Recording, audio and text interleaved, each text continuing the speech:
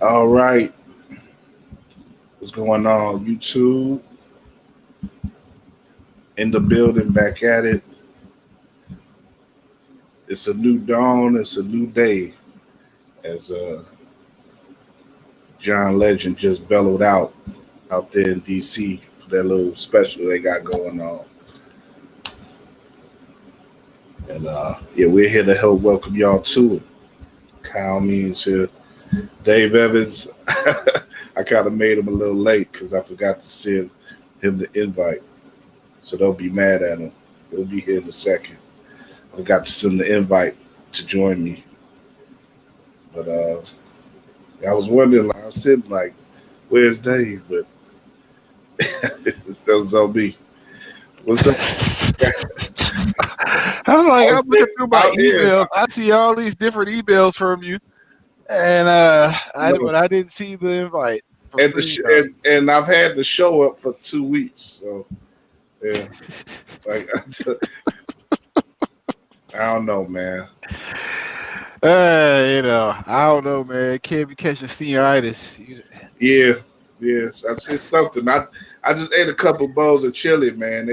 I don't know how much I got in me, man, Don't talk for the about chili. bowls of chili. I got a funny story for you. So I've been wanting bacon.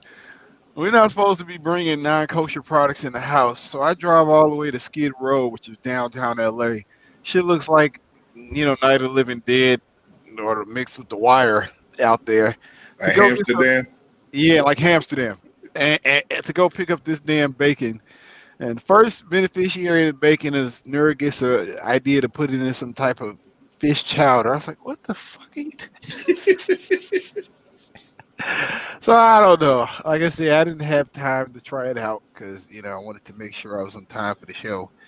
And I guess a couple minutes before, I guess it's good you started late because a couple minutes ago, girls busted in the room asking me to print out something for them to color. So I'm like, she just, that's what kids are there for, man. They like Lawrence Taylor. You be thinking you Joe Theismann. They Lawrence Taylor. They coming in to break your foot. Whatever plans you had, that plan of throwing that touchdown pass is just snap. They come and blitz you off the corner. They come and blitz you, come break your damn leg. Yeah. That's pretty much it. So Yeah. I yeah, was I was thinking about your family a little bit today. We're gonna talk about, what's going on in DC. I just mentioned, John Legend was out singing some lounge trap music or something in front of the Lincoln Memorial. They got this special going on. They showed it on all the channels. I don't know if you saw, but everything. I, Mark is happy as hell, man. Like, you know, he's like white Obama, man. but we gonna talk about all that. But I was thinking about y'all because, in particular with Harris, there's this whole melding now of well, first of all, you got to mention all the history involved with her, and the largest history, of course, is her being the first woman VP, the first black VP, woman VP, and the first South Asian. And you're in a family that's mixed with black and South Asian. So I was yes. just sort of thinking about Speaking of the South Asian half, uh, that. she just told me to try out this, fish bacon chowder she made. I'm just sad that like I was looking forward to this damn bacon. I was trying to save it for the weekend and shit because I just went to go pick it up yesterday. Um, and You hung up on what kind of bacon is it? so it's cold. So like, so when you're Muslim, when you're Jewish, you can't, you're not supposed to eat, the meat, is supposed to be slaughtered a certain way. It's not Right. supposed to be machine killed, this, that, and the other. So out of respect, I mean, I eat whatever outside of the house, but out of respect inside the house, I try not to bring in anything bad. So, or not bad, but anything that's not kosher. So I go all the way up to downtown LA to pick up this bacon through the Night of the Living Dead. place was double guard. Like to get the damn bacon, you thought it was a drug spot because it had two like wrought iron gates, and they had to bring it out the box out to me for the package. Um, so I was looking forward to having that, and it's just like I guess it ended up in at least about half of it ended up in this chowder, you know. All right, but anywho, Is the yeah, chowder, like when you think of chowder, is it a light chowder or dark chowder? I guess a light chowder. I don't know. She got it out of one of the popular cookbooks or something like that, online recipes or something like that. So Those sound yeah, popular with you. huh? Those sound popular with you. It's not what I expected to have happen to my bacon. But anywho, yeah. So with Kamala, I think she's about as complicated. She's complicated like Joe, but I think 2020 election was all about anything but Trump. Yeah. And I think that Well, there's mad refuting going on. Joe is like himself. He's like the nice grandpa we get to visit now after being with the mean grandpa for a few years. But he's already signed. Like I'm looking now at this story on the New York Times. He's already signed 17 executive orders. He's been in the White House half a day, and like 17 executive. you gotta get to work on doing the Yeah, fuckery. yeah. I mean, right. You undoing this bullshit already. You have to know what you get yourself into. It's not like you didn't know. You got to get us back in the Paris Accords. You got to shut down the Keystone Pipeline. You got to undo all this mess that was under Trump's watch. And it's a lot of refuting. I was thinking too, like I was mentioning the diversity of Harris, that all the diversity that she brings on her own. And there's also some history with Biden, him being only the second Roman Catholic practicing president of all time. But you look at his family and Kamala's family and how diverse, how they represent much more of America than the Trumps ever could, and the Pence family could. Like Pence family is like some vampires from Indiana or something, and the Trumps are like all inbred, and they look like they look like disgusting. They look like the two dudes. Like, this is the dudes in This Always Sunny in Philadelphia. Yes. Oh, God. McPoyles. McPoyles, yes. Oh, that show is so insane. I know I sent you that link like probably last week. Those are probably like that show, and because I should let y'all in. Rob McElhaney, who produces, he's Mac on the show. He helped create the show. He said they're going to be all in. He said they're going to be all into that shit for the next season. Oh, I definitely gotta watch it. Just like. I mean, you can just imagine the type of material they're getting they got from the last year. Yeah, and I just want I wonder what Danny thinks about it. Danny, because I'm like, he's of same age as Trump. I'm like, yeah. I think, is Danny East Coast? I think he's from New York or somewhere back. So you just wonder what his. I thought where the hell is he from? He's from New Jersey. Yeah, Jersey. Yeah, his production company was called Jersey Films. Right. Yeah. So I'm like, you're East. Yeah, I just wonder what he. I'd love to hear his insights. Well, and I think maybe one of the shows we did a couple weeks ago or something. I think you or one of our recent shows you mentioned like who would be up to do like a Trump movie or something. I think you mentioned like Scorsese being like his final. Him or Stone. Him or Oliver Stone. Like Stone. Either one of them. Well, yeah. I think I think though Spike might, because Spike got he got a hard on for Trump, man. Hey, hey, I don't no, know. no. See, he think so. Proud Boys come fuck him up. They go to NYU, wherever the hell he is. Well, I guess everything is Spike, Zoom they now, ain't but coming to Brooklyn, man. They ain't coming to. Brooklyn, They ain't messing with Spike. Brooklyn is white as cocaine now. What are you talking about? Like, that's where the Proud Boys probably.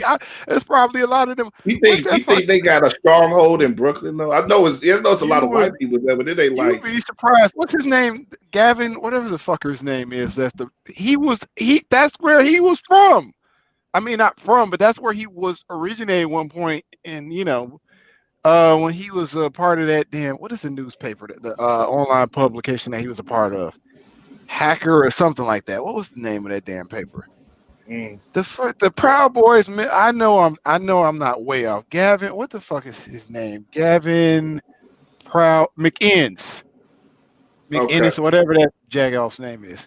Yeah, he was in yeah, he looks like a jagoff. He's a British jagoff, but he at one point he was Vice. Vice, He yeah. Oh yeah. he But, founded Vice. So yeah, Vice, yeah. Vice he is was the in New York. I mean, he was in well, he Vice, was in, yeah. The founders of Vice, that's kind of that's a whole thing there. But well, he's I think disavowed Proud Boys. as a whole, I don't think Brooklyn is like West Virginia or something like. I didn't know it was. Yeah, I mean, yeah, but but they have different strains of their craziness. I mean, they're in different sects, so it Yeah. may be a militia group in West Virginia, but like Proud Boys, yeah, they were beating up people in New York. What was that last year? Mm. Hey, y'all remember that? Well, during the protests and stuff.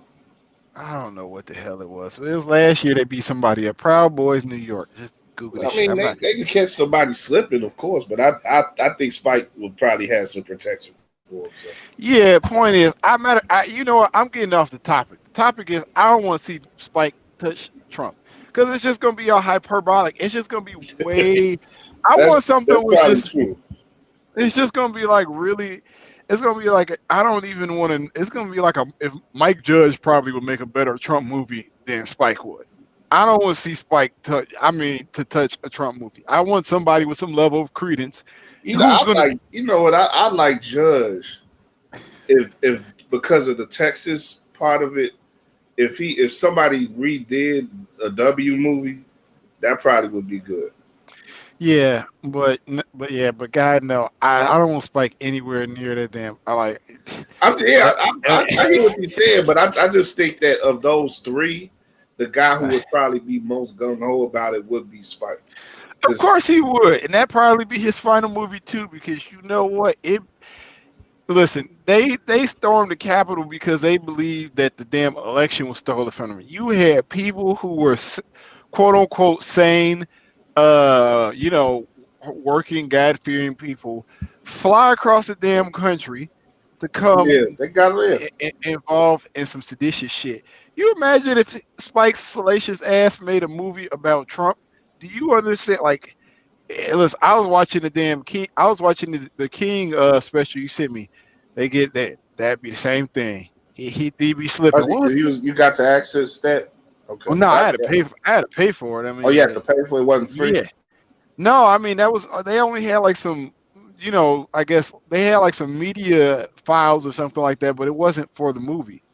I wasn't the whole movie. Okay, that's why I was. No. That's what I was trying to see, but no, but referencing that they sniped somebody. Spike would definitely get sniped because he probably would go too deep down the rabbit hole, making some conspiracy theory, tying in Trump with some conspiracy theory stuff.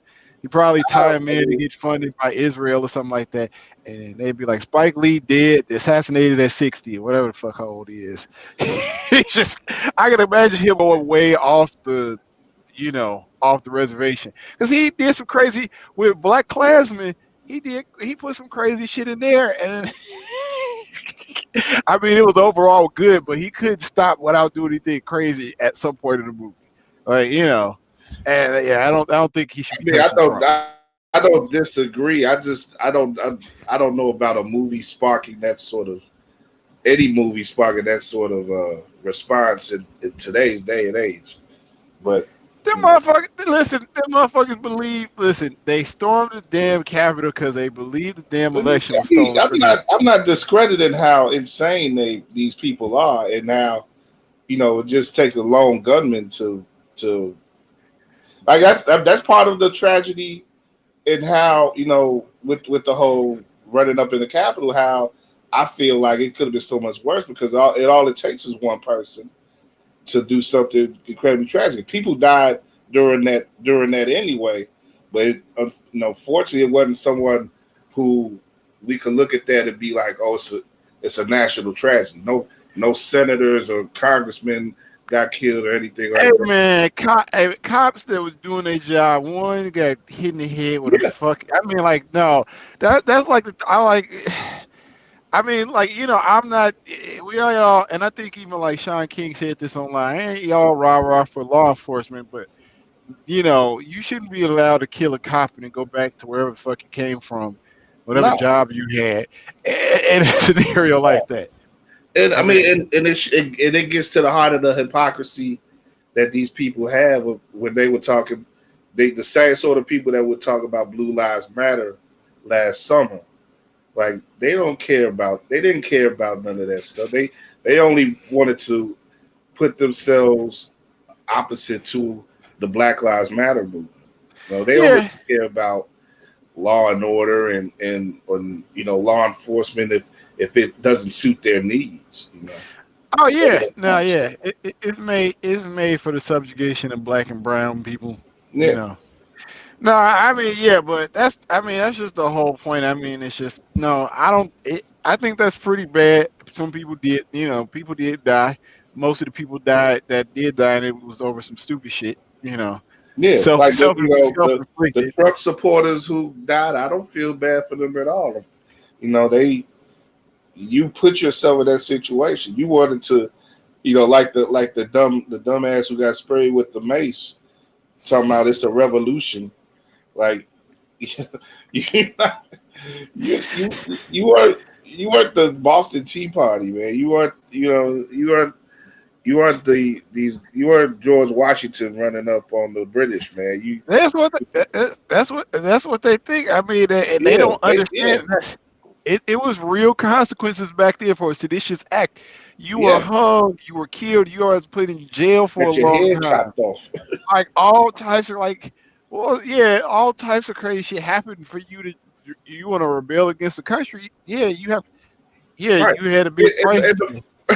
like you say, the funny part is they didn't go into it thinking anything, but then the ones who got away and thought the ones who got away and thought they were just gonna be taking plane trips back to their homes, or the ones who got home and was like after filming the whole thing on their phones, thinking that the feds weren't gonna catch them, and the feds weren't gonna check uh, their Their IG pen, or yeah, they their pen. Facebook pages and And that see. make you stupid as shit. I mean, it's one thing is like if you video, it's like a damn sex tape and you put, streaming it to IG or some shit like that. It's You're one right. thing if you have it You're on right. just Yeah, on you your wondering phone. why everybody talking about you now.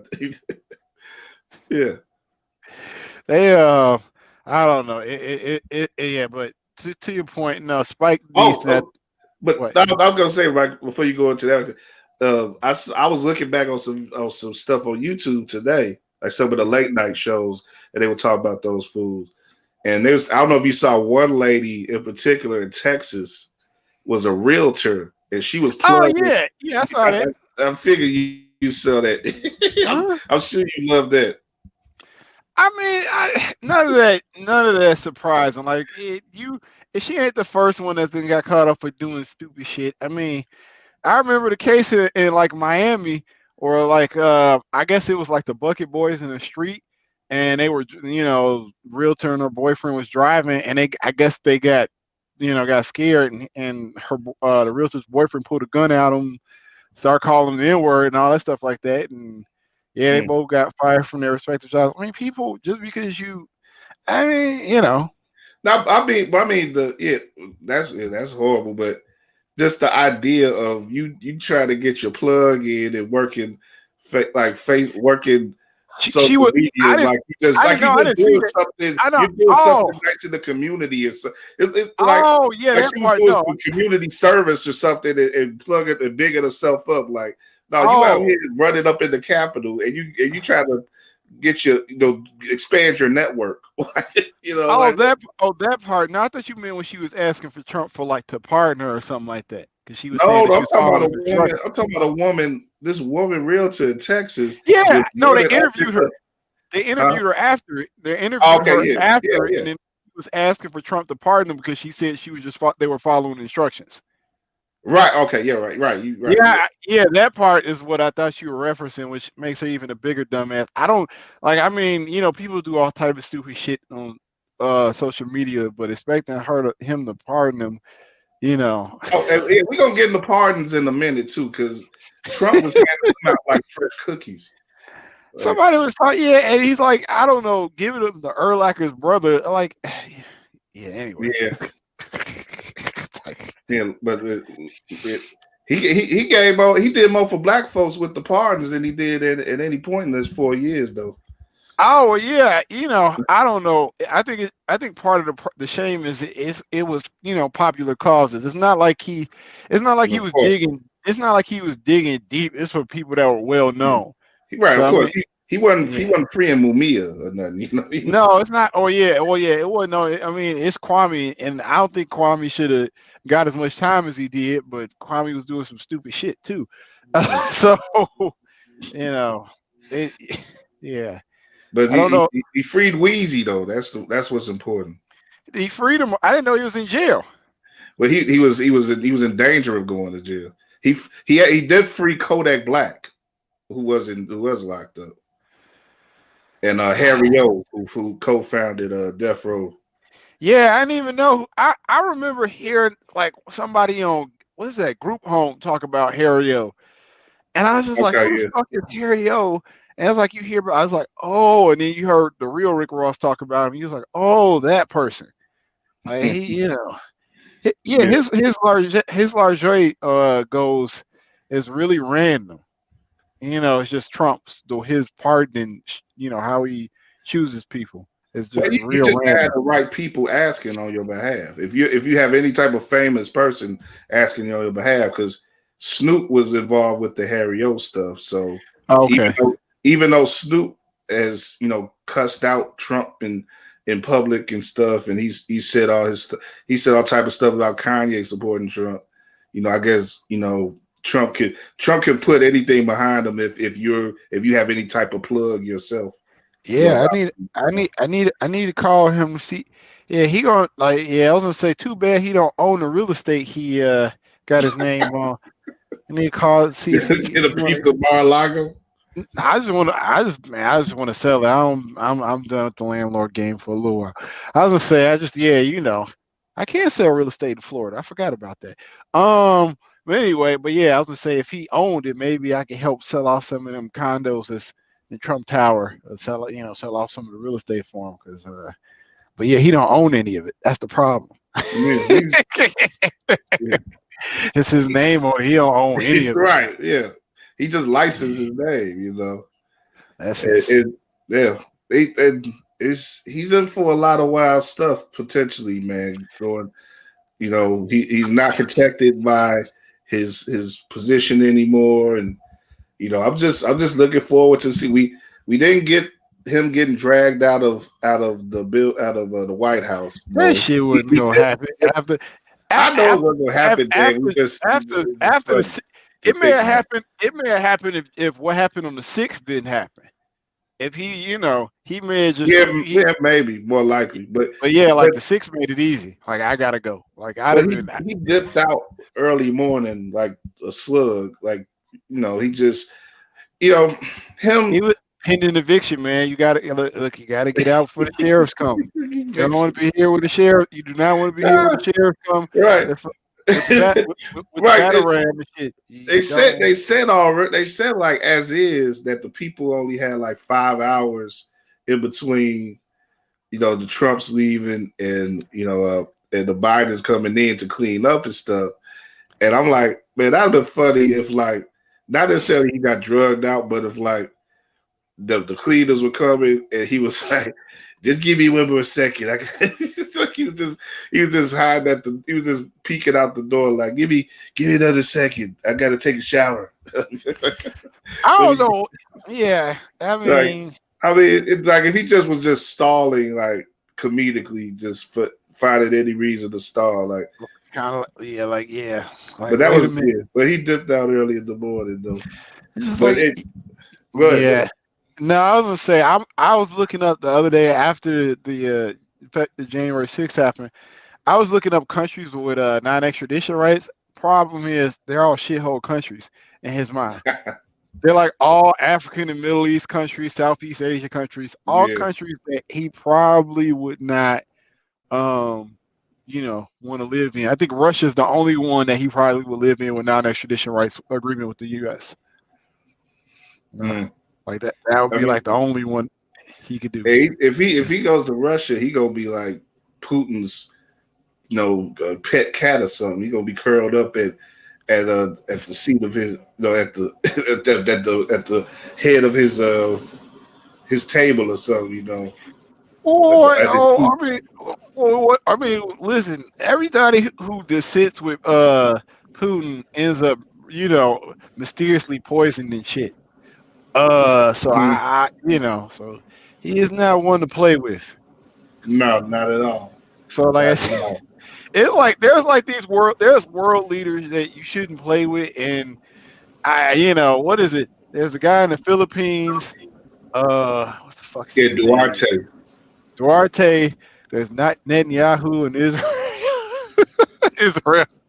There's Putin in Russia. Like Them were the dudes that he was trying to really impress with. He wanted to be like those dudes. You know what I mean? Yeah, he's not smart. He's not. He didn't want to be like German. He didn't want to be like Germany, Angela Merkel or anybody in these successful countries, man. That in these countries that are women, trying to do right. He wanted to be like the hard heads, like the strong arm dudes. You know what I mean? Well, yeah. The problem is he doesn't. The problem is that if he even tried to do half of the stuff they did, he'd have been locked up because he would have told on himself. Something like he couldn't execute.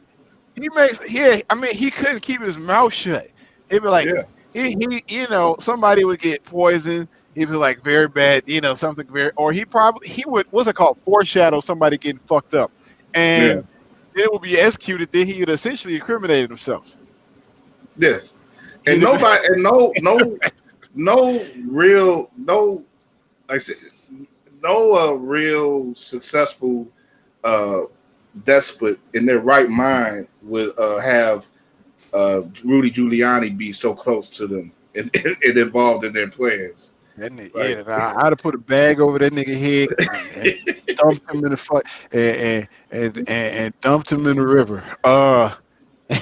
It wouldn't be he'd have he going like, but if you haven't, it's hard to find one that's saying like the only person I probably have in my cabinet be like Kelly out of all the motherfuckers would have been like the Stephen Millers, the Kellyanne Conways, because they can lie straight face. Like you have to be able to tell a lie, very and not blink and tell a move, and give any telltale signs. Yeah, like Stephen Miller, like that's the type of evil you would expect in like a Putin cabinet. Be like Stephen Miller, Kellyanne Conway. She don't, she doesn't have a problem lying like those people.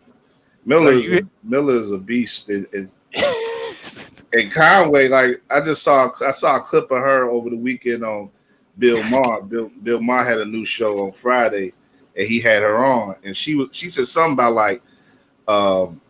like Trump doesn't use bad language, or he doesn't provoke language or something. And Bill Maher was like, I got a list of 22 negative things he said about me. Yeah, I mean, no, But she's like I said, she's like they have great like I don't know if Lion was like They a stick, they stick to the story, man. tell It's like Stringer Bell said. We fight on that lie. That's we fight on that lie. That's what Kaylee they do. What's her name? Kaylee McEnany, whatever her name is. Yeah, Uh, the her press secretary. who was the lazy eye girl? Sarah Sanders. Yes, yeah. She was what's her name's daughter. Mike Huckabee. Huckabee. Yeah, Huckabee Sanders. Yeah, lazy eye. Yeah. Yeah, like yeah, you have to be able like just like them. Like they don't, like their face doesn't get like they're able to lie. I'm like, damn, they're like Yeah. damn. I'd be like, my poker face ain't that damn good. Like Right. their impression. And know you feed in a line of BS every time. Like you have to like that. Like you could Like it's tell. one thing to lie. It's one thing to lie because you're being misled. But you know that these dudes is up to bullshit, and you just spewing it on their behalf. He probably told them, coming in the door is like your ability, how long you stay here is, depends on how long you can, go along with what I'm telling people, or Mm-hmm. or purporting to lie. And everybody that get fired, they weren't very good at telling lies. Like what's his name? What's the dude named Sean? Spicer. Spicer, he wasn't a very good poker face. Like he get red and shit. So he got Yeah. flustered. So like Scaramucci is a good example of that too. you cannot have a poker face. What did they have when Megan, what's her name? When they had Megan, what is the bridesmaid chick play Spicer.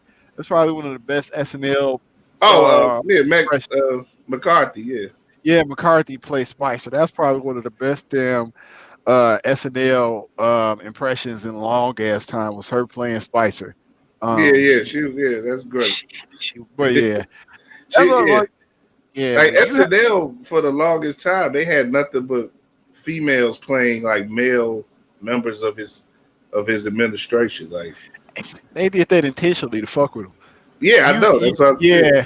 Well, I mean, but they played it better. Like the dudes, like no, like all they dudes, with the exception, like all of their, like none, like most of them are like bland as shit. The I don't know, they just like the random Irish dudes they be getting from New York or Wisconsin, wherever the fuck they get them from on the Just show. right, So just empty vessels who able to be a lot. See, a lot of them are able to be easily manipulated because they don't have any morals or ethics of their own. They just trying to be a part of something. And the thing and the reports we're hearing now about a lot of the people who have worked with Trump or under Trump, they're saying that they're being not blackballed even, but they're just being shut out of opportunities now because you worked for a completely corrupt and the most unpopular president in recent memory, really maybe of all time, arguably. You expected you've done all this dirty work for 4+ years, and now you expected to just jump back off in the world. It's similar to the people who ran up in the Capitol, thinking they were just gonna fly home and live their lives. Like, no, you tried to do this man's dirty work, and you thought there wouldn't be no pay, the some of price. them will. There would not, yeah, right. There wouldn't be any, there wouldn't be any consequences for the actions. But yeah, I mean, but some of them, some of them will get away. I mean, I think that there'll always be a place for them, like on One American Network. Newsmax, With Newsmax, there's always going to be a place for whatever them on channel there. Trump, whatever channel Trump establishes. It ain't even his money though. It's probably Sheldon Adolphson's money, and he's dead now. So, But that's the thing. Even whether it's a Sheldon, whether it's an Adelson or any other number of rich people, or if it's the fucking dirt poor, there's no lack of people who are willing to give Trump money. Like and that's part of going back to the pardons. There were reports about how they were trying to get money with the pardons. Like he a hustler, man. That's what they do. They know how to do is hustle. And they talking about Rudy tried to get 200 mil out some dude. What? Like, but see, that's where the line draws, because then they get to being incompetent. They ask for too much, they do too much, but Rudy, their Rudy, mind is on, their minds is always on the money. Rudy gonna end up in jail with some of them mob motherfuckers he put away, and they go. That would be nice. That would he be gonna end nice. up, he gonna end up in there with fucking Bonanno and Genovese, whatever family, whatever boys he put away, and some of the ones who ain't dead on their way out gonna catch his ass. He gonna get he gonna He he gonna gonna need to get be. He gonna need to have whatever phone books they have left in New York. He gonna need to strap all of them on his body to keep from getting shanked up. I just want to know, because I mean the thing is with them is like they can't go. I'm like, all the countries, it's a website and not extradition rights. I'm like, them dudes gonna stick out like a sore fucking thumb. One, they too damn old and probably too stupid to learn another fucking language to Yeah, blend in. yeah. They're not going to Brazil and learning Portuguese and shit. Uh, But let's say that, I know we kind of talked about that on the last show, made fun of that a little bit, but that's like you said, they're not even those are the type of people, they don't even have the wherewithal to pick themselves up and run away and do something like Trump got the money. He can go wherever the hell he want. I don't he know got what the Rudy's money. I running don't think he has the wherewithal. Like you said, the best place for him to go for the most part of what he calls shithole country. Like, do you think he wants to live in Rwanda for the rest of his life? What if the South Park guys could make another damn movie off that? What's what was the damn special play they did where it was in Africa and they had the missionaries. I forgot what the hell. Oh yeah, That with shit was painful to watch. the Uh, Book of Mormon. The Book of the Mormon. Book of Mormon. Thank you. It'd be Yeah. another the Book of Trump. Him living as a damn expatriate in. You're right. Oh man, yeah, Yeah.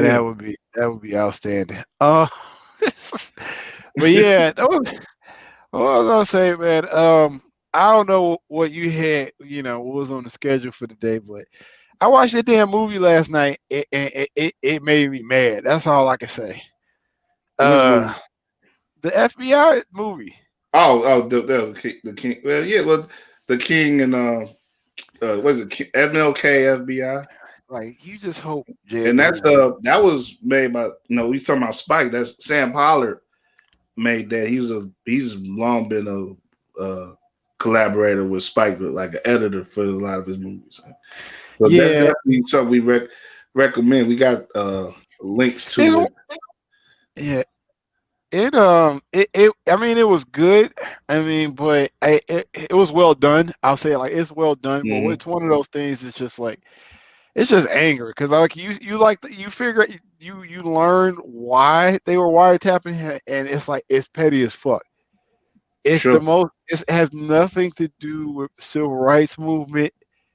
It has nothing to do with him being a communist. I mean, him quote unquote associating with a communist is what starts it, but what continues it has nothing to do with anything. That's even germane to why the FBI should be interested in him. Right. And it's just really, and then it's just real ironic too. It's like when you watch those movies and you see everybody, yesterday and Monday, on social media posts, about Martin Luther King and these inspirational quotes. But like Coretta Scott King said, my father was not popular when he died. He was at his lowest, popularity level. So all these people talking this shit, all of this, supportive stuff. And now it's like, if this was 50 plus years ago, the late 1960s, yeah, he was super low on the popularity level. But And and a lot that goes into that is the fact that the polling was probably skewed by who they were asking for the most part. But he was, in general, he still was a very unpopular guy because he was not only taking on white supremacy and the white way of life in this country.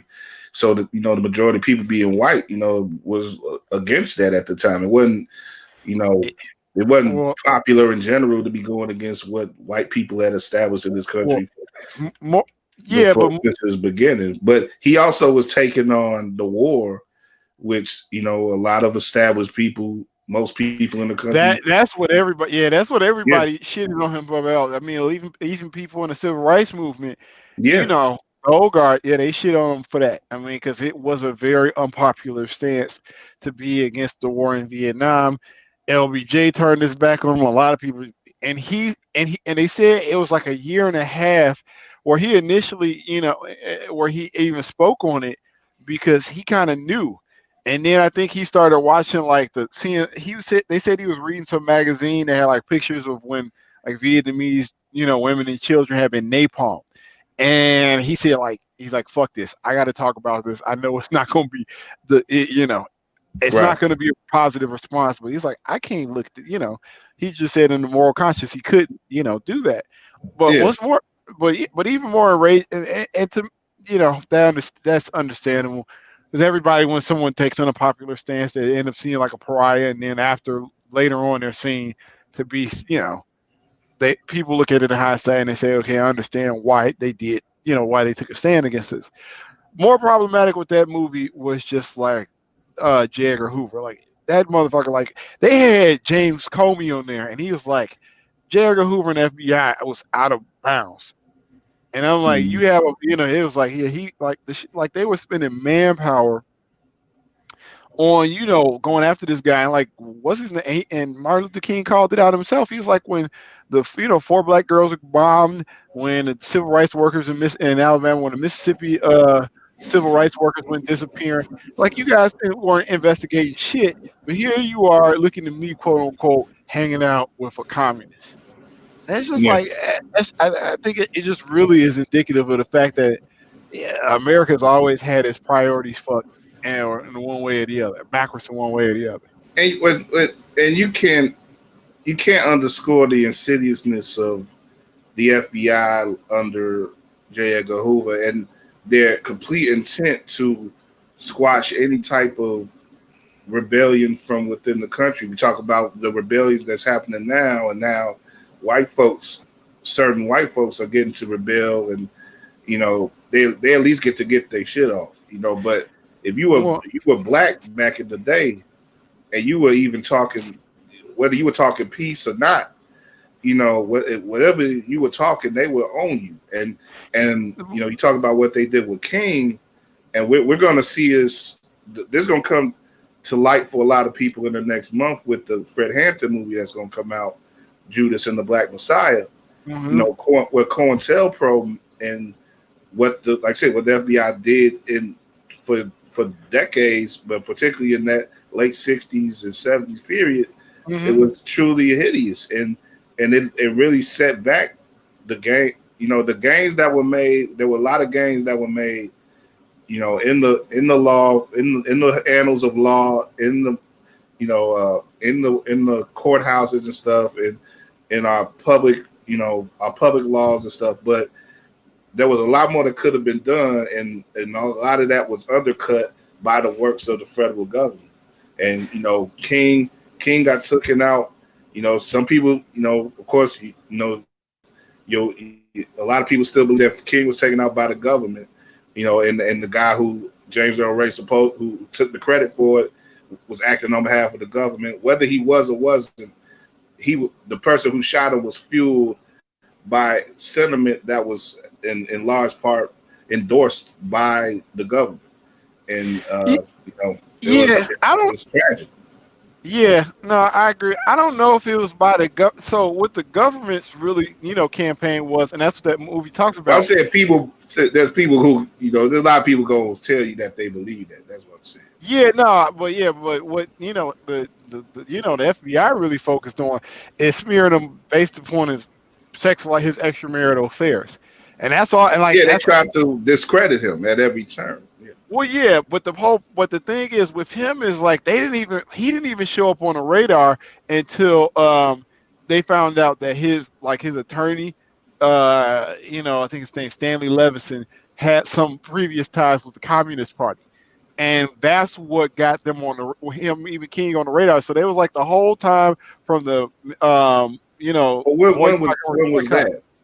the whole so for the like 63. So it was like about seven. There was several years where he wasn't King wasn't even on the like he was on the radar on a low level. He like Or you say that's when they really ramped it up they when right. they saw connection between his lawyer and And communist interests. that's all they cared. Like that's what like that shit But was like that was the era too. Yeah, communist like I don't know, like communist was the word like that's what 50s and 60s was the equivalent of being a terrorist in America, what terrorism is.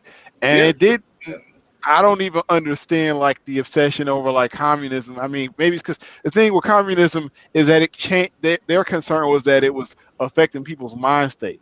Like yeah, terrorism is different. Is yeah. like more of a safety concern. Where their mind, which is whatever. And that was a big part of like I said, I'm sort of leaping ahead a little bit, but when they were focusing on the Panthers and stuff, the Panthers were outwardly sympathetic to communist interest and socialist points of views and stuff like that. So yeah, that was definitely why they came hard on those black power type of groups and stuff because of their sometimes there were actual connections that they had with people in other countries and people in the United States who had communist interests and socialist interests. Yeah, but So, well, I think that with I don't know. To me, I think that shit was a front. I think they just knew that it was.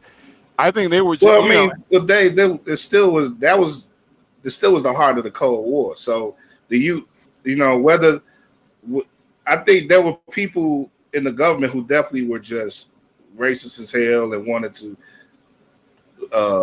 squash any type of sentiment that challenged American points of view. But there were probably people who thought they were doing good work as well because they were fighting definitely. the Red Menace, as it were. No, and but what you have to understand is that that's what Hoover played on. That's what he presented to his minions or whatever, and it kind of talks Yeah, about that in definitely. the movie. That's what that's how he presented.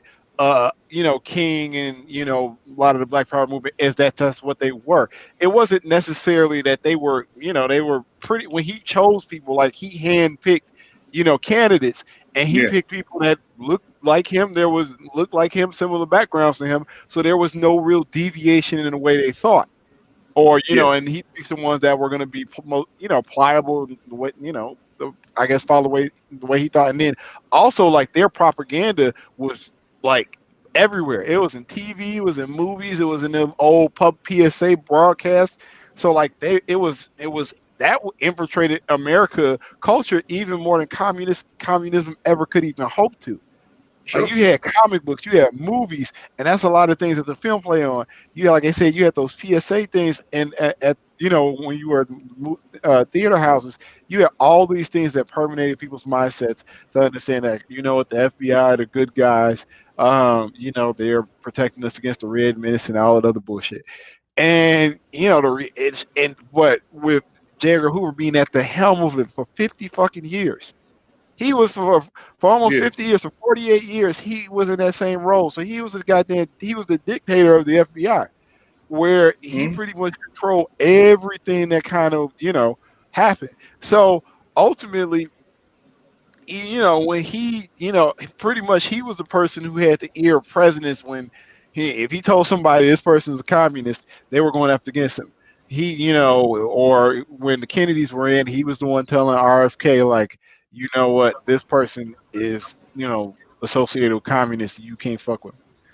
And Yeah, his powers was just, and he all, was overreaching. And the irony in the film is like he was going after, King for his moral dalliances, and him himself was closeted. It sure. was Yeah, like the whole thing, like, like cross dressing as much and all. as much as it had a long term, I don't Well, know, yeah, call it significant boyfriend. enough. Yeah, and I mean the whole thing is, I mean, it don't mean anything now, but 50 plus years ago, it meant something. Oh it yeah. like people would have probably if America knew what he was doing versus MLK having extramarital affairs, Yeah. I'm pretty sure they would have been Complete awash. hypocrisy there. And Yeah, he would have lost any bit of power that he had if people knew what he was up to. yeah, and it's just and it's so it's just really I don't. It was just really insidious some of the things that were done. Hmm. And, and there was a lot of like counter espionage and COINTELPRO. The things that they did was some of the things that they were projecting that the communists were doing. Hmm. That's really, that was I think that was the real, like kicker or burner for that movie. And it's really ironic that this stuff but there's also interest is with them is that a lot of the files have been suppressed to 2027. So like the like so you won't even they talk about them, but but they can't share the recordings, and they'll have scripts from it inside the film, but they can't. But the recordings have been sealed to 2027. Not that you really need to know, but it's just really ironic because what is it? I remember the FBI files coming out on Malcolm X. That book came out like 30 damn years ago. Yeah. I mean, it's not, and so you had like all the recordings for him, and ironically enough, his stuff was, I mean, he had his, I guess you maybe kicked most of his demons before converting, But yeah, but but you remember the scene in Spike's movie Malcolm X where they was listening in on Malcolm talking to Betty, and they was like, "Oh, he's a saint or something compared to he's a King." monk compared to King. He's a monk. He's a Yeah, monk. Yeah, right. right, So and even yeah, and even the more of anything, even more than the Malcolm X, the movie, the Man in Mirable's book talks about like what yeah, was going on because he's pulling from the FBI files, and what we can find out from the book, Malcolm was, he it wasn't Malcolm that was the problem in that relationship. It was Betty that was the problem in that relationship. Yeah, so it was it's just really weird, especially in context of today, how we all, the context of the past is always shown in this not rosy lens, but in a Puritan lens. yeah. And you And just like, it shows how you make some mention to this about how public opinion changes and how you can find yourself at one point seemingly on the wrong side of history, but history reveals though it changes and it reveals who actually is on the right side of history over time. Like the popularity of King in his time being as fraught as it was, but now he's one of our most beloved Americans to the point where a lot of people who wouldn't have rocked with him during his time, they jump over themselves and try to salute him every year. More people. I don't worry about that as much as most people. I could tell if people are true about their love and their appreciation for Dr. King, and if they're not. But I'm definitely gonna try to check out that movie, the MLK FBI movie. But a movie that I watched on the holiday on Monday that I definitely recommend is King in the Wilderness. yeah, I And haven't watched King in the Wilderness yeah, in I definitely, think last year. I have to rewatch yeah, it. yeah, definitely. If you haven't seen that, like I said, talk to the audience. If you haven't seen that, definitely try to check that out. It's on HBO Max, and it basically deals with. I think there's some overlap definitely with what you're talking about because, like you said, the FBI wasn't really on King until the mid '60s, and going up to the end of his life. And King in the Wilderness deals essentially with the last 2 years of his life. It kind of goes back to 66 essentially, and a big section of it deals with his dealings in Chicago when he moves into the tenement slum on the west side. It was like 18th and Hamlin, they said. 16th, 18th, 16th and yeah. Hamlin. 16th, yeah. I don't know why 18 made, but 16th and Hamlin. And the amazing impact that dealing with racism in the North had on him, and how it was almost debilitating spiritually for him, for this man who was such a giant spiritually. You know, It's dealing it's with funny white you folks in Chicago just almost it's sent them over the edge. it's funny you bring that up. Because I was telling someone this, and I love home, but I was just telling someone like my experience in the last 6 months of being here and just interacting with white people and things like that is vastly different than my whole time at home. Like I had a conversation today. I'll share with you. Like I'm working with this guy who's financial advisor. On some, I guess, brainstorming on how we can kind of create value for you know real estate owners. And I share with him like I have a I have a punishment for myself if I don't make my number of calls. And he was like, okay, I have to I have to contribute to my unfavorite charity, my least favorite cause. And I told him it was the FOP. And I was thinking like, okay, white guy shouldn't, be a little cautious when I tell him that. And then he shared with me his story. Well, he was like, I don't really fuck with the police because when I was in my 20s, they I don't want to say they, for lack of a better term, they roughed him up. And he said that it left a real, jarring effect. And I'm like, Mm. that's not a conversation that I would expect to have one with someone who's, 10 years older than me, who's a white guy 10 years older than me. That's not something I expected. And I explained to him the reason why, initially I didn't care for the FOP was the head of it, who's made some fucked up comments about Muslims and minorities. Um, and he said, well, my kids are half minority. I was like, I don't really, so that's fucked up. And I was just like, and that's not a conversation I would expect to have. And Yeah. and I feel like A lot less likely you'd had it here. yeah, that's the whole point. Like everybody, not everybody's mixed, but there's a higher percentage of interracial marriages, and there's also a lot more. You see a whole lot more minorities, in higher places than you see at home. Mm. And I mean, it's just, yeah. So no, Chicago and the still the stratifying of race by race it's still a problem to this day, as it was, Definitely. And it damn was so, 50 yeah, plus it years was, ago when he was here. yeah. Talking about the late '60s, and you know, the Mines wrote a good piece in reaction to the Lovecraft Country series that we talked about on the previous episode. Hmm.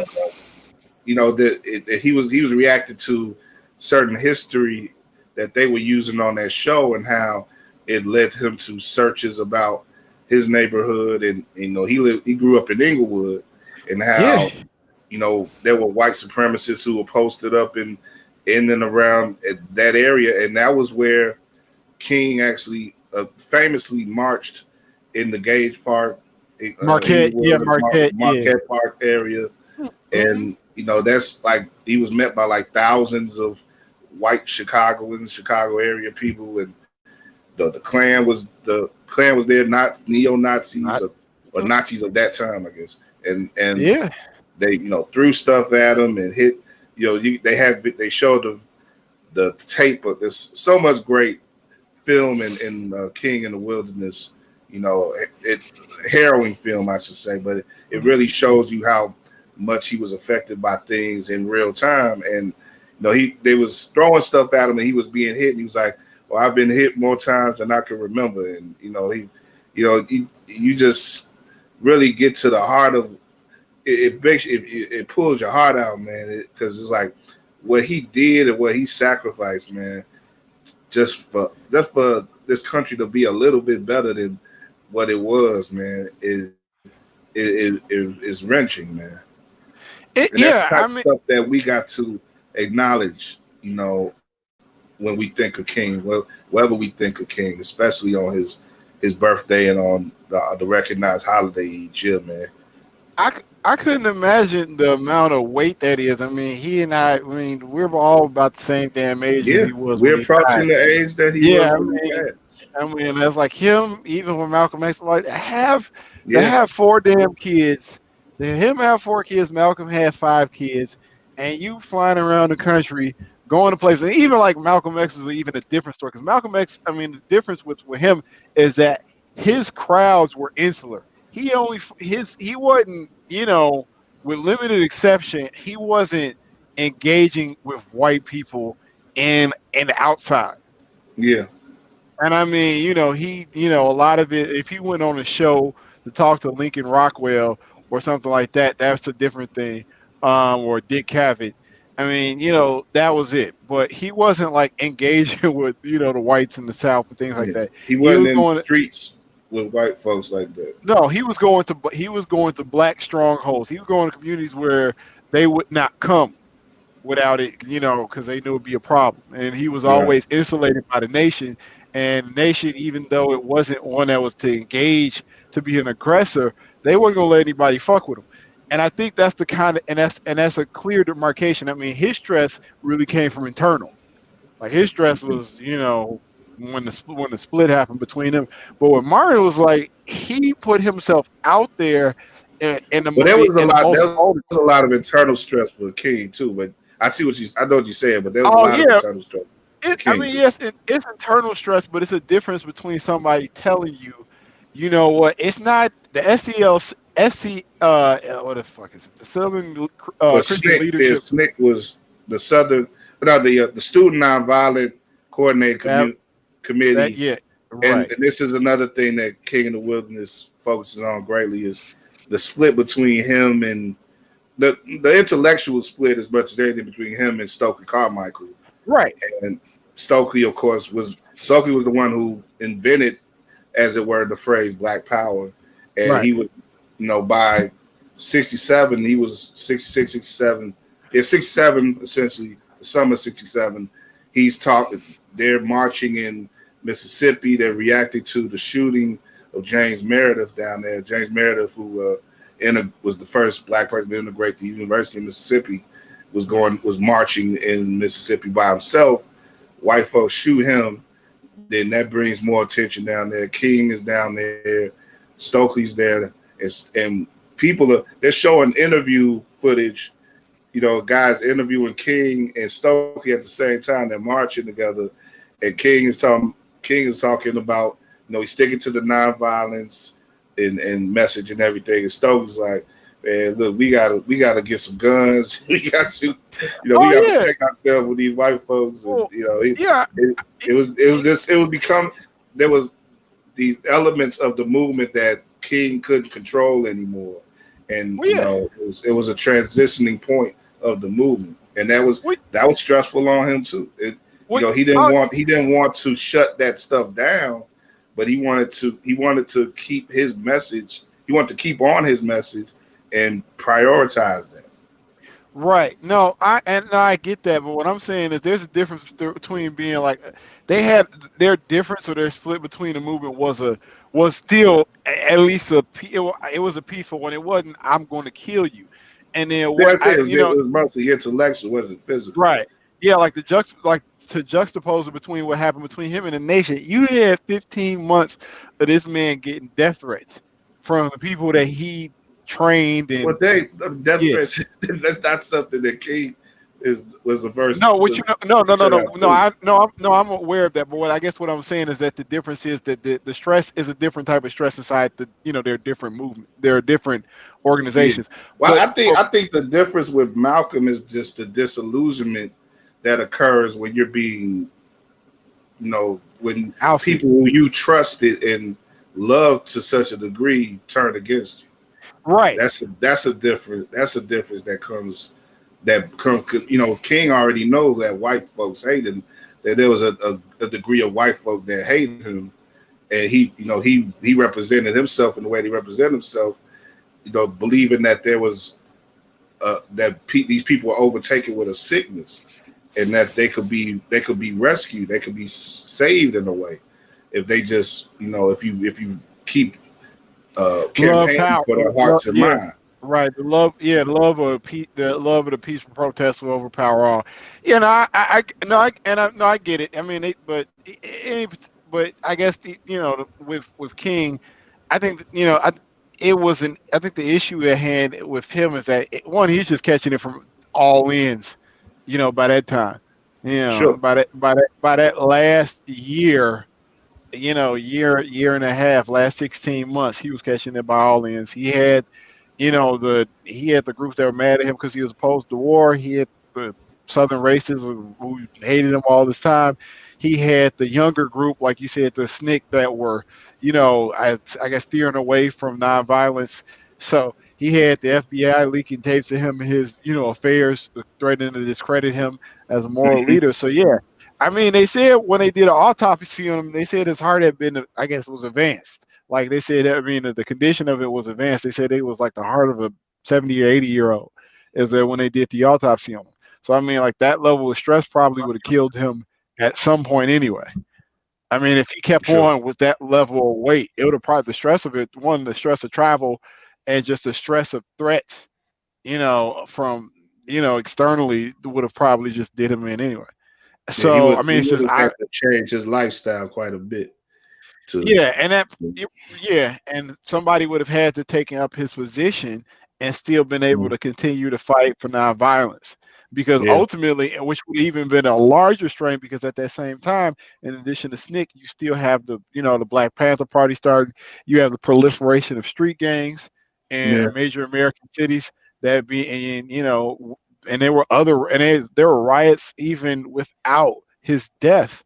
So Yeah, you the had a lot watch of ride and everything. That was a scene early in King of the Wilderness where he went to Watts in the wake of the riot, and he was speaking to people, and he was saying something that there was a pause in the sentence, and I forget the sentence how he led up to the word, but a guy shouted out from the crowd. He said "burn," like he was talking about burning the white folks instead of what King was talking about. It was he just sort of ignored it, but it went about his speech. But it was yeah it was showing early on how the people on the ground, the people in the streets were going through their own thing as opposed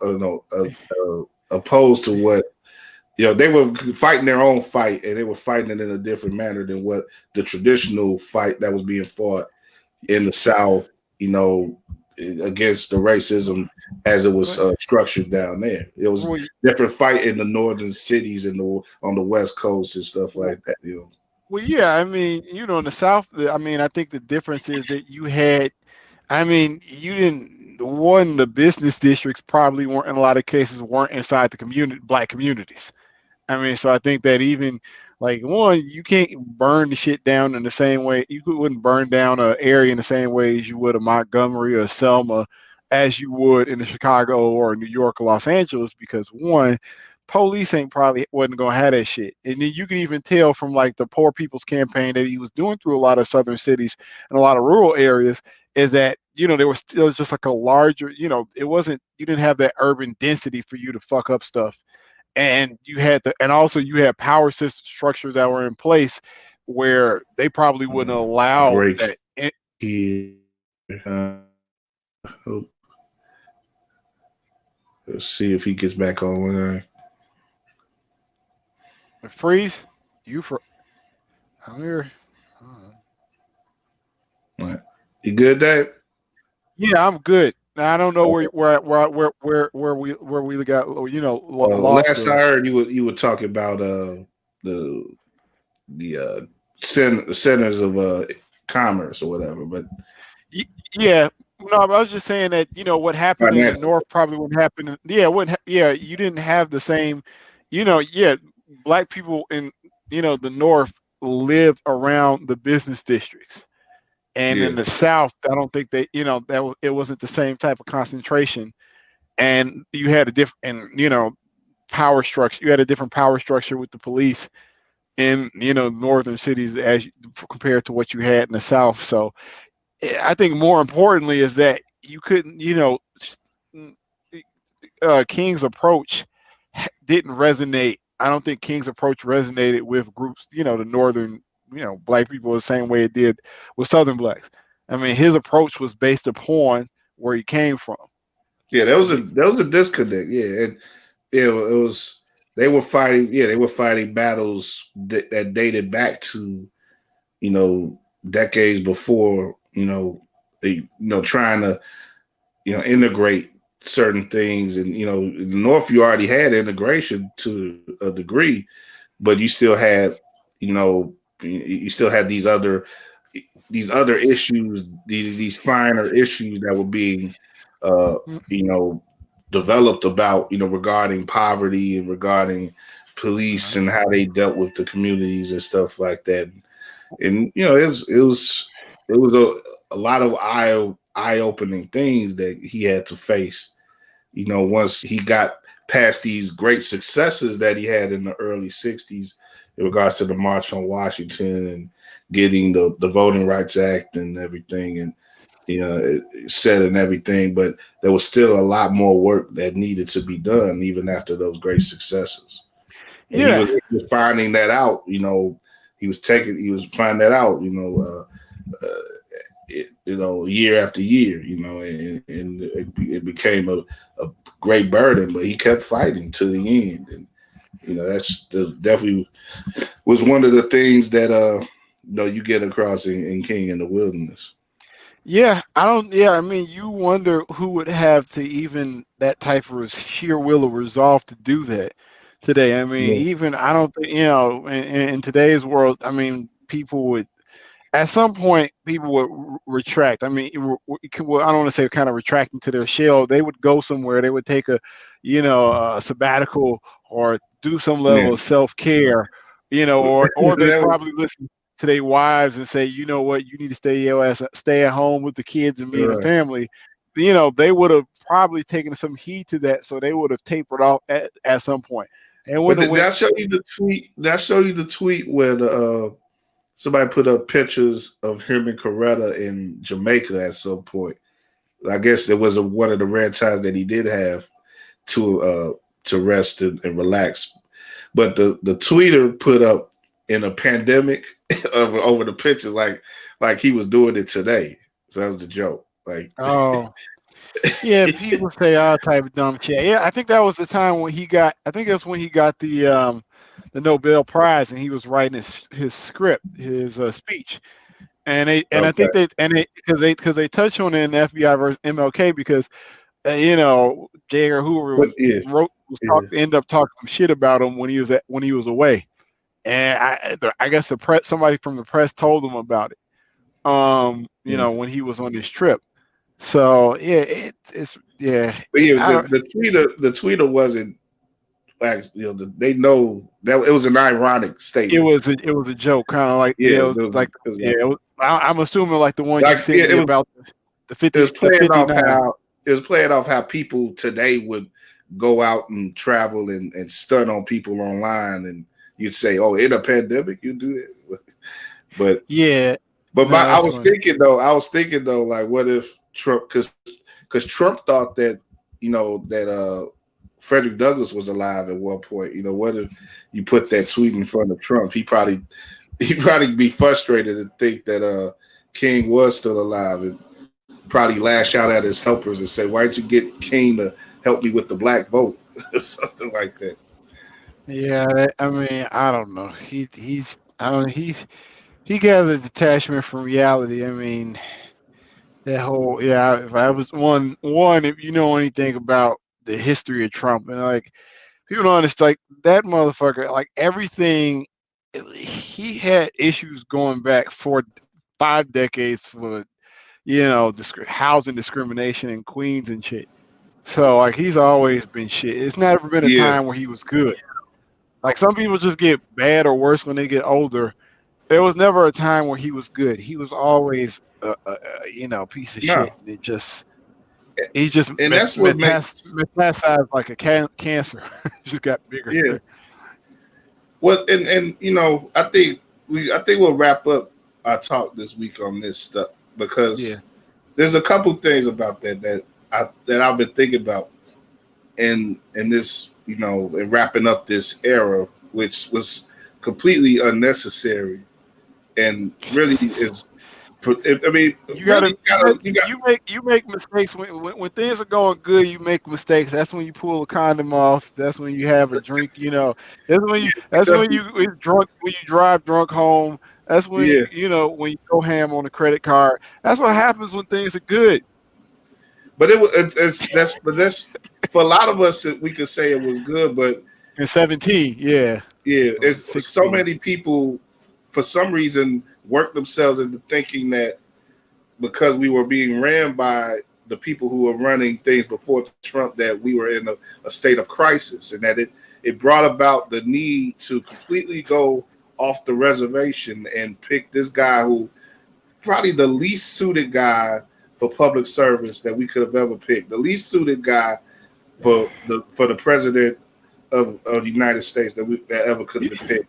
And these people, I mean, the people who supported him and voted him enough, not that he actually won, though I guess he did win in the damn, you know, uh, electoral college the first time, but the people who voted for him enough for him to be able to be president.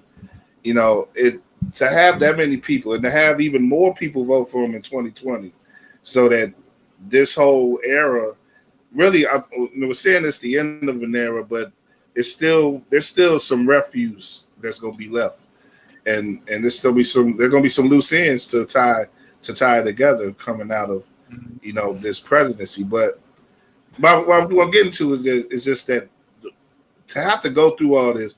There was a couple of I sent you the string earlier, right? About the great Yeah, string. yeah, yeah, The yeah. lady, the tweeter, I think it was a young lady, was like, he could have left all this alone and just been, Jimmy Kimmel kind of brought this up brought up similar points on this show recently. Like this guy, he could have been left alone. He could have been like just fumbling around New York, being just a discredited, a mostly discredited, a B-list celebrity, hosting shows and doing weird commercials like he was been doing, and like he just could have been another guy mixed up in the popular culture who we make fun of and all this stuff, and he could have been making money and being at just fading out peacefully in a certain way from his, like say those previous years where he was much more of a thing, but he was ambitious, but we don't have to really deal with him anymore. We didn't have to deal with him anymore. He was past the point where his being out there really meant anything to anybody. But he forced himself onto America to this degree at this point of his life, and I he don't think became president. I And don't. is but I'm not wording it in the best way. But you know what you saw the tweet string, right? That's I saw I'm the. gonna go Yeah, I through saw. I go to saw that. the. I saw the tweet string. I think that what Trump did is what a lot of us don't do. And the What is reason that? why, and also what I see kind of, and especially what I see in real estate, as like the difference between the people who are really successful and the people who are not is really, or the level of success that you reach is who tries. Like we got a Okay, guy. okay, that is a good And way to that, say like it. he, Yeah, like he, yeah, like like what was it like like Eddie Murphy said about Harold Washington? Like he said, I'm running for mayor, and he said, "Fuck it," and he won. I'm like, nobody thought, Harold was gonna win, or the people that were in power didn't think that he was gonna win. I mean, yeah, you had old Irish white mayors for the last 100+ fucking years, or ethnic white mayors for the past 100 years. Nobody was plus years, correction. At that point, damn near 150 years. No one thought that you're gonna have a black mayor at that point. And surprise, but he made it. that's that's definitely. But let's get back to this though, because Yeah. it's one thing because Harold as a black mayor Well, it's like Obama. It's like okay, you talk about a black person filling in a wh- spot that been occupied by wh- white people entirely what I entire mean history before them. Yeah, but what I mean is with Trump is that he took advantage of the zeitgeist that was going on in America, and he Definitely, presented. definitely. And that's the Yeah, whole thing is that a lot of people. So to tell him is that when somebody tells you to stay in your, I think that, and I don't. trust me, I'm not happy with what happened. But what I'm saying is that he does what a lot of people, he did what a lot of people didn't do. I'm pretty sure people told Trump he had no fucking business running a college, selling steaks, selling fucking ties, putting his name on bills. He still Yeah, invested in. did- He's been filed bankruptcy in real estate. He should have stopped doing fucking real estate 30 years ago.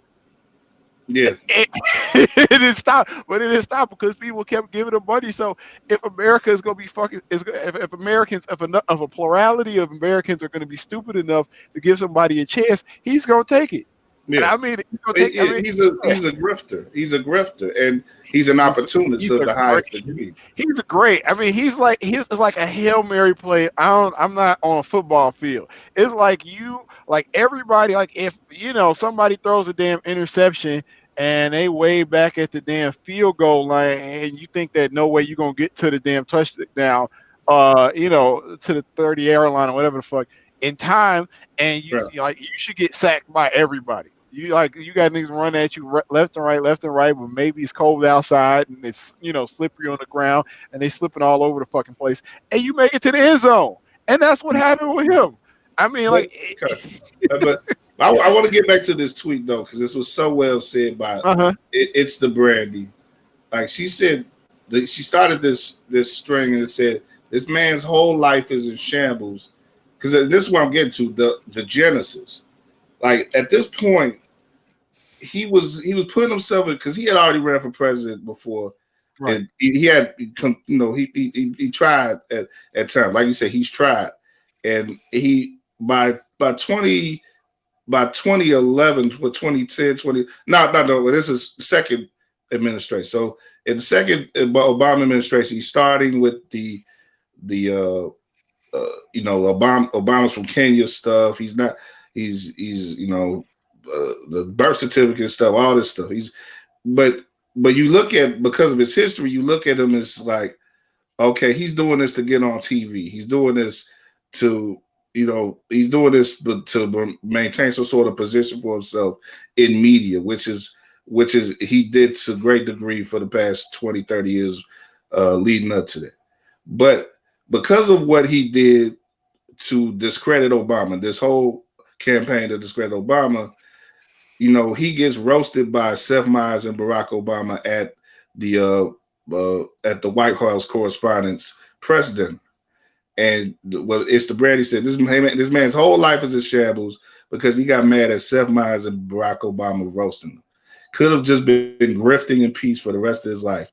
Whole family hated, ruined his teen son's life. Just incredible. And she goes on from there. That's what I'm saying. Like this, the collateral damage because of his lack ability to be able to control hubris. yeah. And the thing is, we talk about okay, the unlikelihood of him being president. That wasn't lost on him either. Like there's a lot of people who have said, speaking to him upon him being around the time him being elected and stuff, that he had no idea how to do this. Of course, he didn't have an idea to do the job. That proved itself. But he really didn't believe that he had got that far as he got. Like you said, Dave, he tried, and that's a routine theme in his life. He tried. He has the hubris. He has no sense of not being able to do whatever he wanted to do, and that's given him a lot in his life. But he barked up a tree that was too big and just had not enough shade for him. He couldn't. He didn't have he didn't have the intelligence. He didn't have the endurance. He didn't have the wherewithal to be any type of leader. Not even in the way where he could do it to a degree where he could completely exploit the position. He just failed. He failed himself. He failed this country, and he's led himself to be seen now as potentially the worst president in history, and a despicable person. For whereas so many people 10 years ago could just look at him and be like, "Oh, it's Donald Trump. He's the guy who hosted The Apprentice. He's a so and so. He doesn't like Rosie O'Donnell or something." I hear him when I listen to Howard Stern every week or whatever.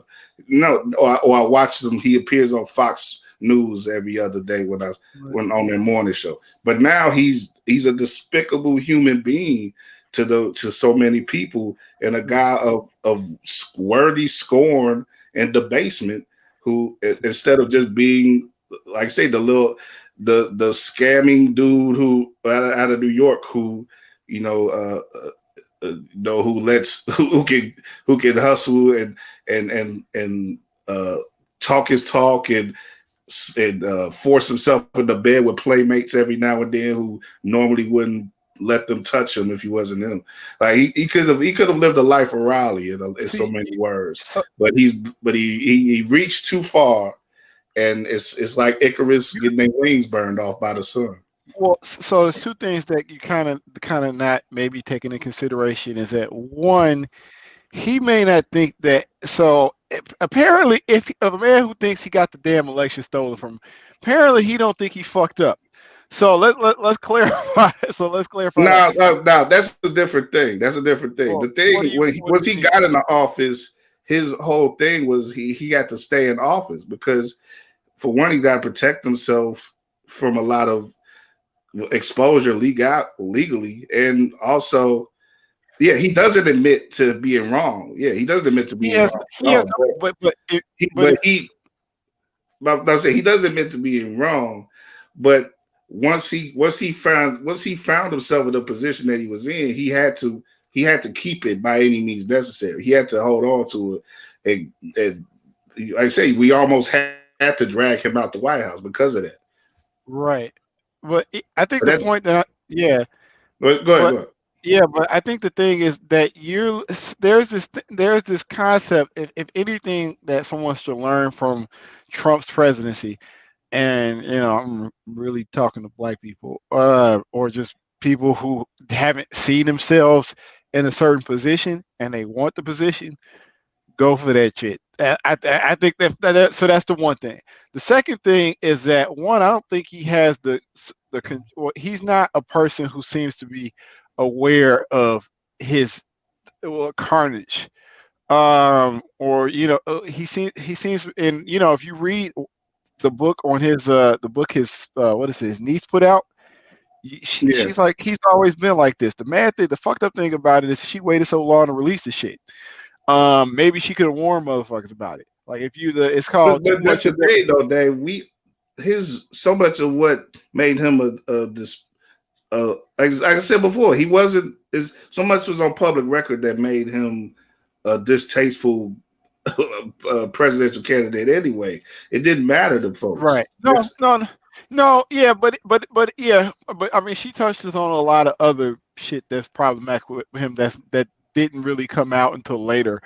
That came out like post his election. Yeah, but But and those who didn't like him reacted accordingly, and those who liked him ignored it. well, but it's still, but like I said, the book came out. It was this past fall. But anywho, I but the know when point, it came out, Dave, but I'm yeah, saying if it came out in 2015 or 16, it wouldn't have, I don't think it would have mattered as much either.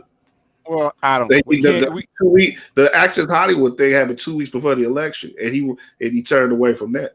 And there were people back then who were saying that he shouldn't be president. They were saying flat out, the people in the Republican Party saying he shouldn't have been president, and he yeah, wound up being president.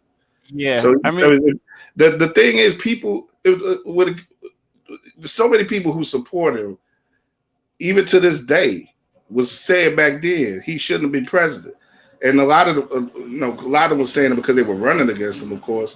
But when you have such a dispersal of people who had the lack of, any lack of spine, lack of credibility, lack of integrity, and in a voting populace that wanted to remain, unintelligent for the most part, that was just enamored with a famous person who they thought could be a disruptor to the degree where they would actually get something out of government that they wouldn't normally get. It was just, it was like you said, it was a rolling of the dice. It was rolling it raw in a way to where, you got we have to learn as a country, as a society. We have to learn from this. and you can take from it wherever you are as a black person, however you want to approach. We got to take the lessons learned from this, and they're obvious at this point.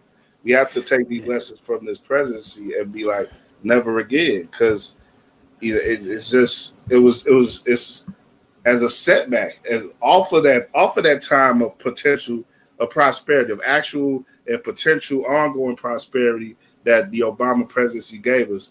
We've lost so much in the past 4 years, and and now it's on Biden and them to try to regain something. And Well, we'll see how much they can do, but well, well, we've set back so much. We've lost 400,000 people in the past year. yeah.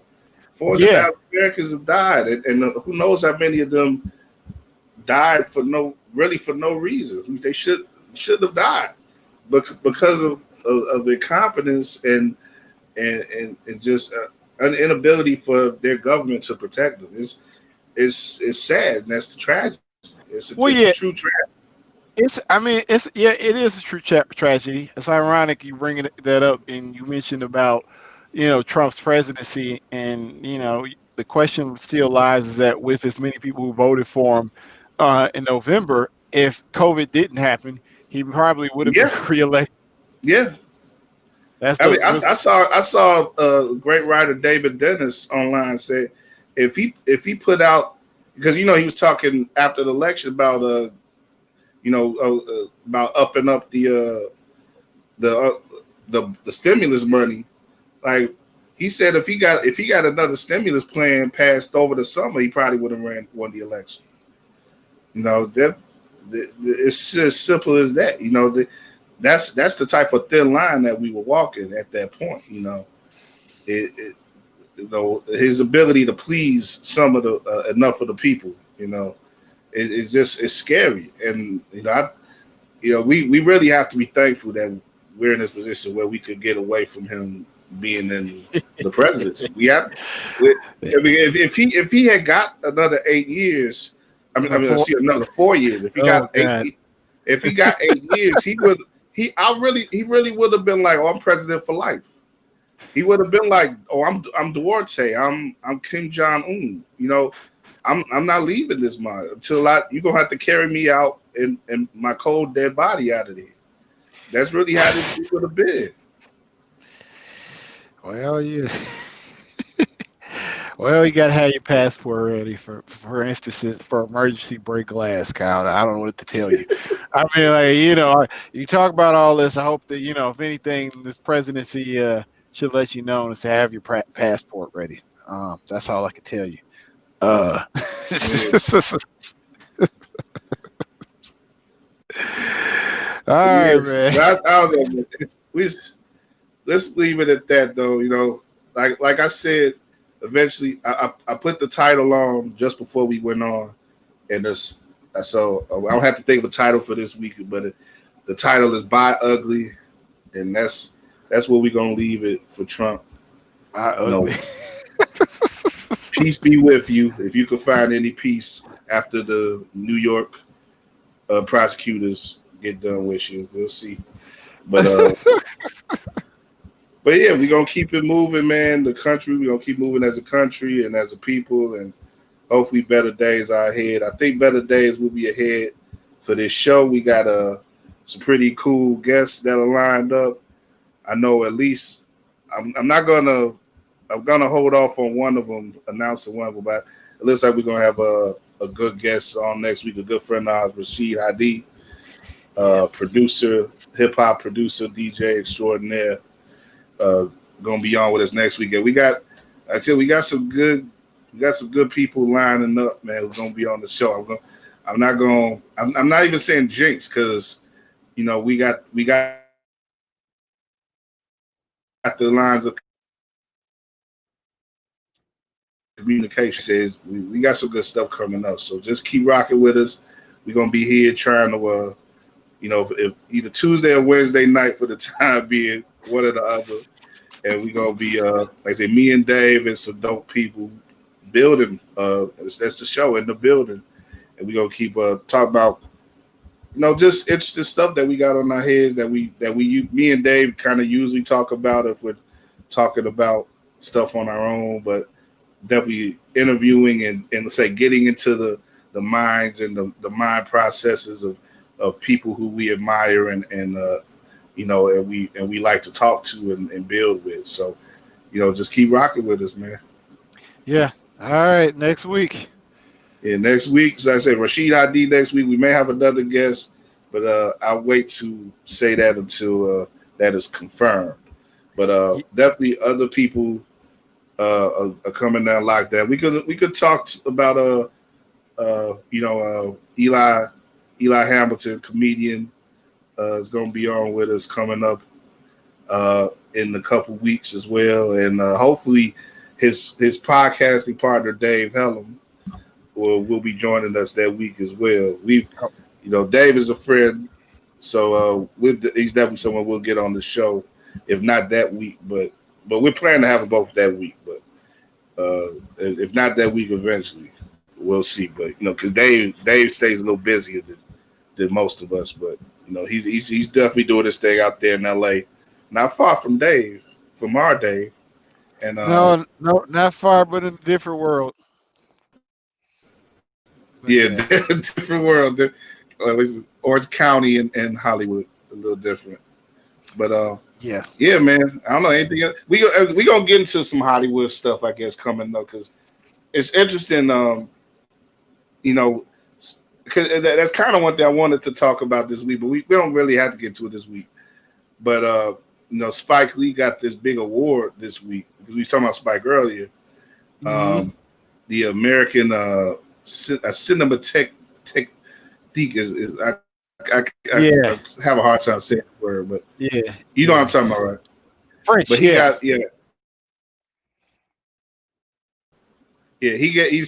he was recognized for that this week, and his kids are going to be like, they got this special honor that they have.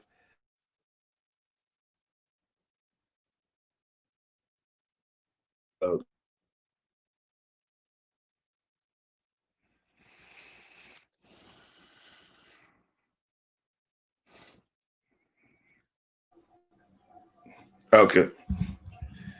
We're gonna wrap this up soon because we've been interrupted too many times already. But now I was just saying, like, his kids they're getting to work on the Golden Globes and this stuff like it's this stuff that is see, I have my theory, and maybe we could chew on this for next week maybe, and that Spike has done his best work, definitely has done his best work, and has been his most relevant during Republican presidencies. And why did you wait till the end to share this? You were talking about Spike doing Trump biopic. You kind of dropped us off into the whole King stuff. We went with that. I'm glad we did because this is King Week. We could say this is King Week, but like I said, we could get on this. We get in on this next week. But I was going over it, and we think about some of his most essential movies, and the fact that his whole renewal, career renewal has happened during the Trump era. It's kind of something to think about. But we'll talk about that because, like I said, we're gonna do a lot more movie talk in the weeks ahead because they pushed back the Oscars this year, and they pushed back the Golden Globes too because Golden Globes usually happens like around my birthday. My birthday's on the 10th. And it hasn't happened yet. So the award season has been pushed back, and I think a lot of movies that haven't been released yet are still eligible. I think, including the one I mentioned earlier about Fred Hampton, Judas, and the Bible. That's coming up like in February, and I think that's still going to be eligible for this year's Oscars, which is interesting. So we'll be talking a lot of movie stuff in the coming weeks. So, like for this year's stuff. And that's it for now. That's it for now. Well, I'll recommend too on the movie tip because this was something else that I was thinking about talking about. This is when I set the show out 2 weeks ago that we're doing now. But I saw Ma Rainey's Black Bottom, Oh, that's one thing I want to go. I want to ask you before we leave. Did me and you go see August Wilson play together? I I had that in my head. Did we go? Because I think it was Joe Turner's Come and Gone. Did we go see that? I haven't seen Joker. I haven't seen that. I've seen my ratings Black Bottom. I've seen the hell's the Radio Golf. You seen that? Okay. Yeah. I saw the one they did where that was the last one he did. King Headley. King Haley. Okay. So I've seen those three. And of course Fences, one I'm pretty sure I've seen that play. Well, I guess I didn't see it with you then, but I'm pretty sure I saw that play. But because I thought I saw it with my mom. Where did you see it at? See, that's the thing. I thought I saw that like it ain't that many. It ain't the other say it ain't that many. I don't even know if they play that Goodman. And I mean, they. So August Wilson play at three different places. They play at UChicago. I mean, they play at Court. They play at Goodman, and they play at this theater up in Glencoe. And I'm drawing a damn blank on what it is. So that's where I saw my ratings like Black Bottom at. Yeah, but I think it was Goodman. But I thought if I didn't see it with you, I would have thought I saw it with my mom. And I told her, I asked, but see, my mom getting forgetful though. So that's did you Google it to see if they played it at Goodman? I did, and then I think it was like sometime in like around 10 years ago where it said it might have played there. I have to look it again, but shit, my memory. Now I ain't about to remember that. No, I'm not about to. I can't remember what play I saw 10 years ago. Yeah, that's the hard thing about that stuff. I don't even know if I was in that lane 10 years ago. Anyway, man, but yeah. And there was the type of thing when my aunt Eula was still around that I would have done with her. And she passed a couple years ago, but right. Now I don't know. I'm thrown off about that, but I'm pretty sure I've seen Joe Turner's Come and Gone. But anyway, I saw Ma Rainey's Black Bottom, the movie. Have you seen it? Yeah, that was good. Yeah. So and a lot of talk about Chadwick in that one, and it's it's interesting. I was thinking too about. That, like I said, another thing we could talk about in the future, but I'm throwing. I know I'm just throwing a bunch of stuff here. So like, have you see it? Yeah, have you seen? I was waiting for you to say, have you seen Lupin or something?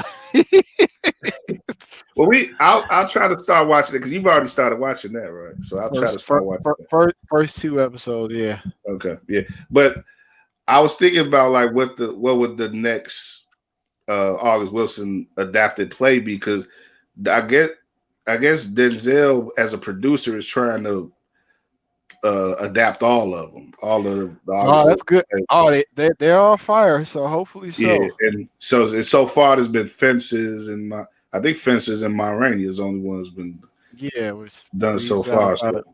Other 12 other ones to go. Yeah, so it'd be interesting. That's something I kind of wanted to talk about too. Which one? And you see more than me, so maybe you can, like you say, you could give out your opinion on that in the coming weeks as well. But Harry O's out of jail, he can like help him finance them. That's it. Yes, gotta get back trapping. He can go see the real. Get the spirit of Death Row intermingled with August Wilson. I think that'd be interesting. Start. Yes. There you go. But yeah, we gonna wrap it up for this week, man. Thanks for whoever's watching this, who's ever checked in with us, and or watch this, in the coming future. If thanks for rocking with us. Keep rocking with us. War Media, War on Anchor, podcast. Got a bunch of great stuff on there, and subscribe, share. If we do some stuff that you like, man, share us with your friends, share us with your like-minded people out there. And like I said, in the future, we coming up. We're gonna have some good guests. I think y'all really gonna like, and see some people who you admire, and definitely want to hear more from on this show. And look out, like I said, keep looking at other shows. We got great guests. I come up with different people every now and then to talk to. So we just try to keep entertaining and informing here with the War brand. And yeah, that's it. Dave, you got anything else you want to say, man? Oh no. Looking forward to next week because you're yeah. That's all I know. Looking forward to having Rashid ID on next week. Yeah, definitely. Gonna talk some hip hop, man. Talk, Rashid's a good dude, a interesting dude, and making some great music out there that you may or may not be aware of. You'll If you're definitely not, be more aware of it after next week. yeah, he's yeah, definitely in should be anybody's damn near top 10 if they're not, Right. especially if It if should be. if you in Chicago, they should be in your top 10. If not, then you just have bad taste. I have no problem Yeah, saying that. It's pretty like much. Pretty much. if you Right. outside of Chicago, maybe give you a pass, but if you in Chicago, you Yeah. should know. And the fortunate thing, he may have more fans outside of Chicago than in Chicago, unfortunately. But I yeah, guess yeah. it's you say, Dave. There's no accounting for taste, man. That's something we've learned in politics, and it's definitely been the case in hip hop for a minute. You So can you can we just got to keep rocking with what we like, I guess. you can buy clothes, but you can't. You can buy clothes, but you can't buy taste. I guess, man. You know. Yeah, yeah, no doubt, no doubt. But Yeah. that's it though. In the building, it's another one. Episode 20 coming up. We've done more than 19 of these actually, but this is just the official episode 19. I guess we've already done 20. So yeah, we got some legs with this thing, Dave. So I guess we gotta keep it going. Running with no brakes. Just like the That's Trump presidency. Yeah, just yes, yeah, exactly. yeah. That's it though. Bye, ugly. Later. All right. All right. Thanks.